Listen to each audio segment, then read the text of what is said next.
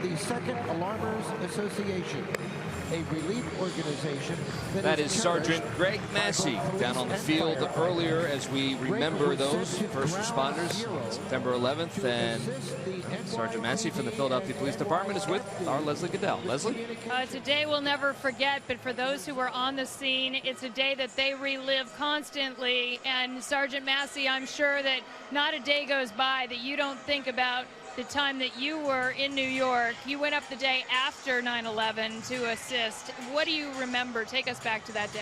I think the thing I really remember when we got to New York that morning, it was about 5 a.m. And think about the hustle and bustle of the city. There was nobody on the street, no cars. The tunnels were closed. The police were waiting for us from Philadelphia.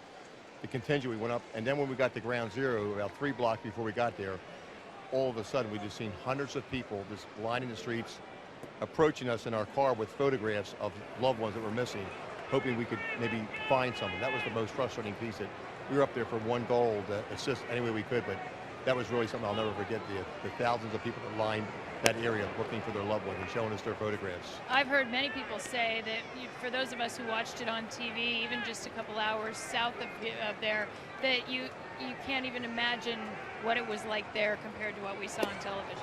And I've said that before. I goes, you know, the media really showed exactly what occurred, but to be there in person and just the sights, the sounds, and even the smells, something that lasted with me. When I came back home, it took me a few days to get my composure back, because I seen things that I never thought you would never see on TV again because of what I saw. It was just very, very a sad moment for the whole country. I'm sure it's created a bond with your fellow first responders as well as the survivors. Is there anybody that stands out that had a huge impact on you? I think when I went up to New York, I met a lot of friends from NYPD and FDNY.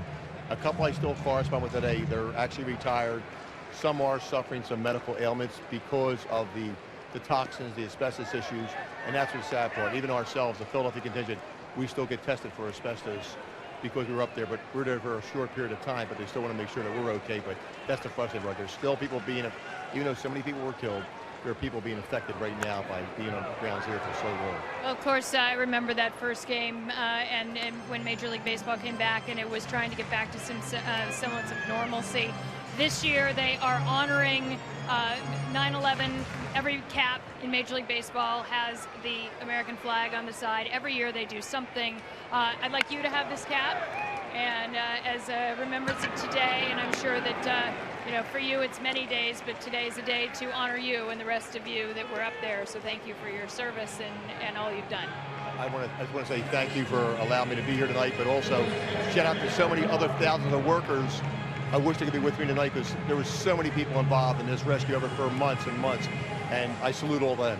All right, a 38-year veteran of the Philadelphia Police Department. 2 more years, he says. He's going to get 2 more years in there, Murph. Well, Leslie, thank you for that, and Sergeant Masi, thank you for, well, everything you and the men and women in uniform and the Philadelphia Police and Fire all right across the country do each and every day to keep us all safe. And yeah, those dates those days, 9/11 and those days right afterwards, will never be forgotten by any of us that saw it on television or were part of it. You know, I was one of the first reporters on the scene in Shanksville, Pennsylvania, Flight 93, where that went down, and a couple hours after it had crashed into that hillside. A nice play right there by Hendricks. Rob Cameron Rupp with a base hit. And like Sergeant Masi said, the sights and the sounds and the smells are something you'll never forget.